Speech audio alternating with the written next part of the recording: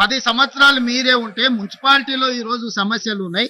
ఈ సమస్యలు పరిష్కరించడానికి మాకు ఓటేయండి అని అడుగుతారేంటి? అసలు ఇది ఎక్కడ విచిత్రం ఇది? మేమేం ఎప్పుడు మున్సిపల్లో లేమి.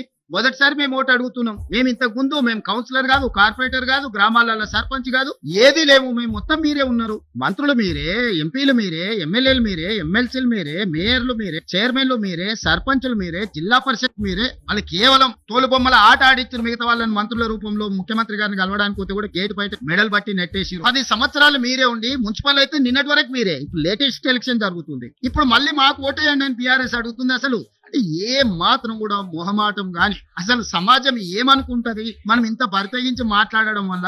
ఇది ఏమైనా సమాజం ఆమోదిస్తుందా? ప్రతి మున్సిపాలిటీ తిరిగి మాకు ఓటేయండి అని అడిగితే బరితెగించిన కోడి బజార్లోకి వచ్చి గాడిద గుడ్డు పెట్టినట్టు వీళ్ళు అడిగే విధానం, వీళ్ళు చెప్పే మాట.